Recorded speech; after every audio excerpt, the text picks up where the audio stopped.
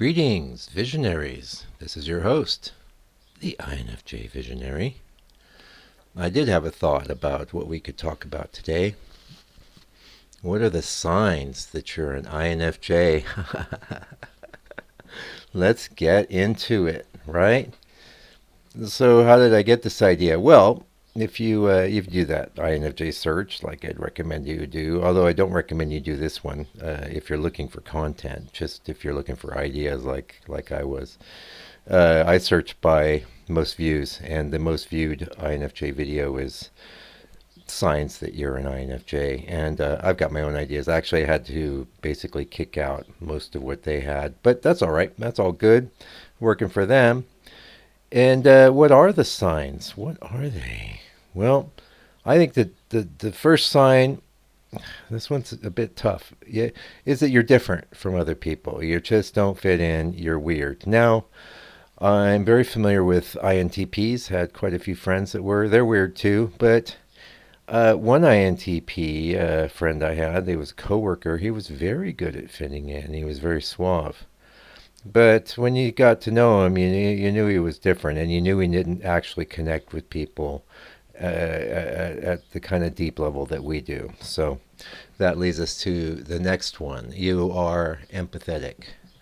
You can feel what other people are feeling. Now, as I told you, Mrs. Dragon, she is an INFP, so I'm real familiar with the way she's wired. She is what I would call sympathetic, and this is really good for the field of endeavor that she's pursuing, because she helps people that have that are ill and stuff. And she's great at that. It doesn't stick to her. She's able to put herself in their shoes and help them out.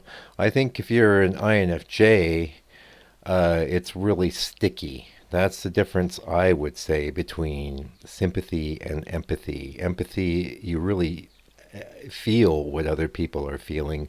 Sympathy, you have an awareness of what other people are feeling. That's a big distinction I would make. So, next one.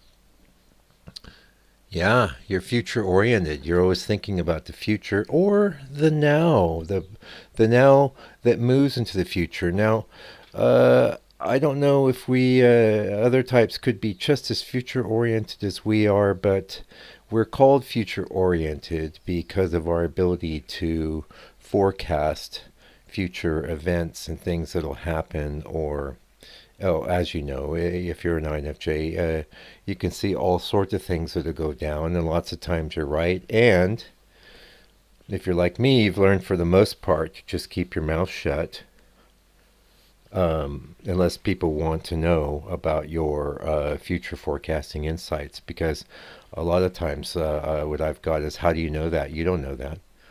And then when I am proved to be right later, they conveniently forget. So we're future oriented. We're also able to forecast and see potential futures. I think if you're talking about survival strategies, and let's break that down. Like, so you have the cognitive stack of the INFJ, and the number one mode is the introverted intuition, which is plugged into the abyss, the ocean of interrelated consciousnesses and events. You're constantly getting promptings from that, or insights, or what have you. That's your number one favorite way to interact with reality. And I say favorite loosely, since you really don't have a choice if you're an INFJ. This is just going to be your mode, your primary mode of operating, followed by the extroverted feeling aspect, which is, there's always this introverted offset by the extroverted in all of the Jungian archetypes, right? And that's absolutely vital. That's really the thing that conditions us and makes us different, say, from an INTJ. And I'm not expert enough to know what their second function is. I wouldn't be surprised if it's something like introverted feeling. You could let me know in the comments. Anyway, moving on. Here's another sign. You want to be helpful. Now, that could be You could make an argument that that's an extension of being empathetic, since you're feeling people's pain and you're able to look into their lives and their problems and see a lot of potential solutions. If you're not a bad person or dragon, as the case may be, then you might be inclined to help people, and that would be very natural. Um, so those are some of the signs that you are an INFJ. What are some others? I really don't know because I would say a pervasive sense of alienation, which is sort of a byproduct of that NI, that introverted intuition, being your guiding light, your guiding force, the thing that is what you rely on. And for us, it's like water to a fish. We don't always see it, and that is one of the advantages of being a bit older. Is when I was younger, all I knew was that I was different. I was weird. I didn't really understand that my mind was working foundationally differently from others.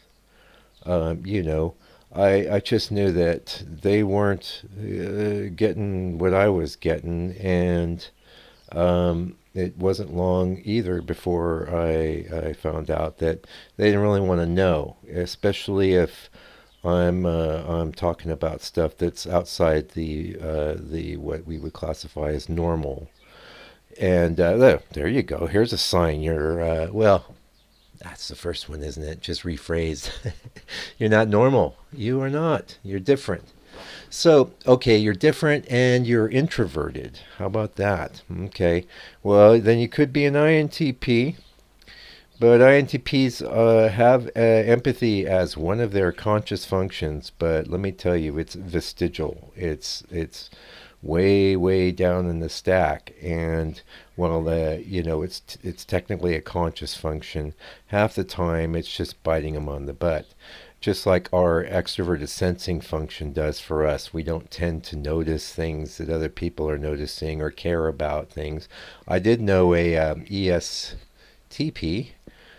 pretty well. Very good artist, and that's like us, except reversed all the way down the line. All the same functions in a different order. A wonderful lady, but operated on a very different level than I did. And I'll always think about her because her driving force would have been that extroverted sensing. For us, it's very weak. And so, getting back to INTPs, yeah, they're not that empathetic. If you've known one, you know what I mean.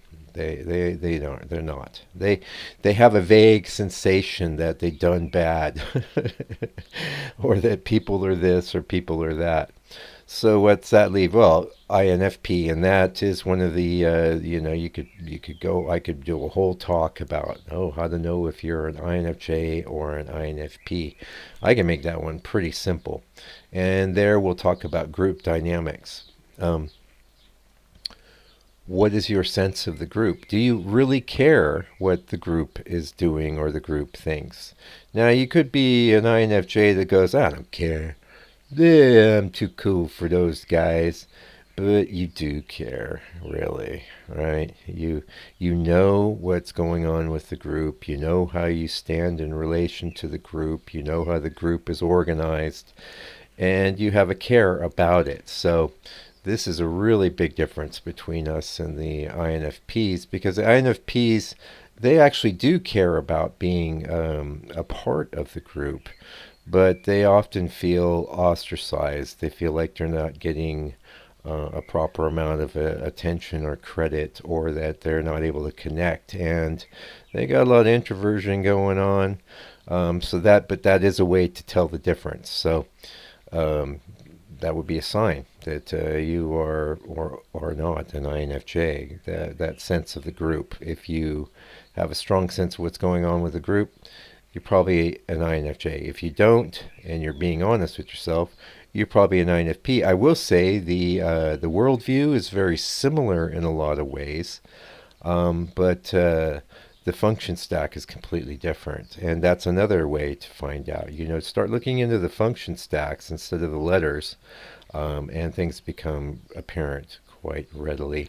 Anyway, that's it for this talk. We'll see you in a couple days, and I appreciate you coming around INFJs and any other type that listens here. Until I come back, keep on keeping on.